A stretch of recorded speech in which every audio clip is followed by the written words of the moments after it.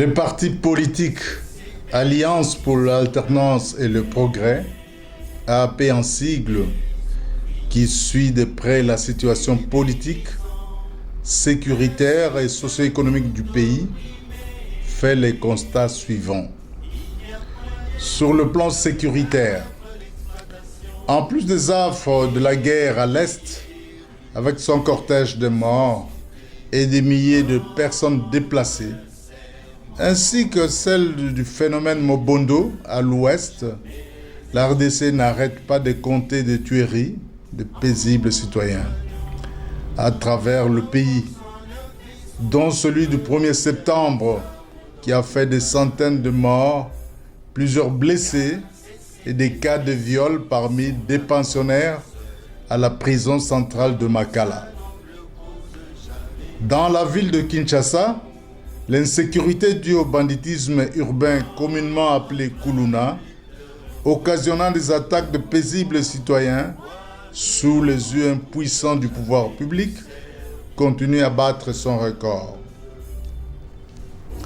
Sur le plan socio-économique, la RDC connaît des niveaux de pauvreté élevés, un fort taux de chômage, surtout parmi les jeunes, un accès inadéquat aux soins de santé, au système éducatif de qualité, aux moyens de transport, au logement convenable, en eau et électricité, ainsi qu'une insécurité alimentaire grave pour des millions de Congolais vivant surtout dans les zones rurales. La RDC est encore classée parmi les 15 pays les plus corrompus et les 5 pays les plus pauvres du monde.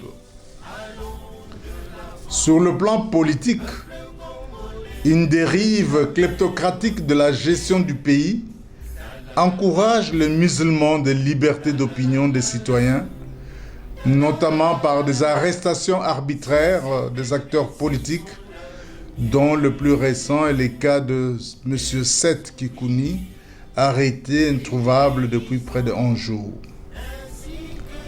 La gouvernance du pays est minée par le règne des antivaleurs, qui entretiennent l'impunité, une corruption endémique, des détournements de deniers publics et l'enrichissement illicite au détriment du peuple congolais qui croupit dans la misère.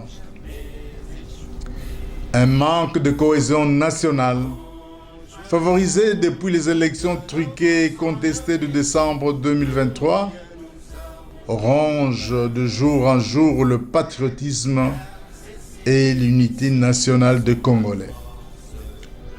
De ce qui précède, AAP condamne vigoureusement le massacre du 1er septembre 2024 à la prison centrale de Makala et insiste sur la nécessité de la mise en place d'une commission indépendante pour en établir les responsabilités, sanctionner sévèrement au regard de la loi les coupables et que la justice soit faite pour les victimes.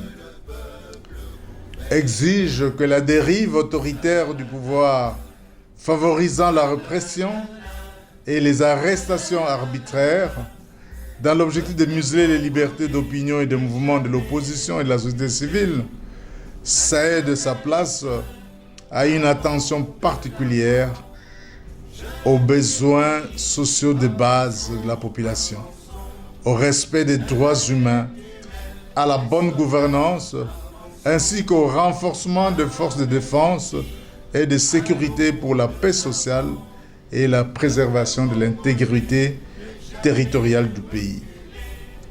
Souligne que les acteurs politiques congolais, co-responsables de maux qui rongent la RDC, suite à leur avidité du pouvoir et du non-respect des engagements pris lors des négociations politiques antérieures, soient humbles et se repentissent auprès du peuple congolais et s'engagent fermement à écouter la voix du peuple à travers des élections libres, justes, démocratiques et transparentes. Aussi pour AAP, tout dialogue politique à tenir pour l'unité et la cohésion nationale doit impérativement Primo, être inclusif de toutes les forces politiques et sociales. Secundo, avoir comme point prioritaire des réformes profondes pour enraciner la démocratie dans l'organisation des élections libres, démocratiques et transparentes, afin de proclamer la vérité, rien que la vérité des urnes. Tertio, avoir le caractère souverain pour que ces résolutions et orientations soient imposables à tous. Quarto, être piloté par l'ASENCO et l'ECC sans interférence extérieure. C'est en mettant définitivement fin à la crise de légitimité en RDC que les acteurs politiques légueront aux générations futures un Congo digne, uni, prospère et fort. Vive l'Alliance pour l'alternance et le progrès. Vive la République démocratique du Congo. Je vous remercie.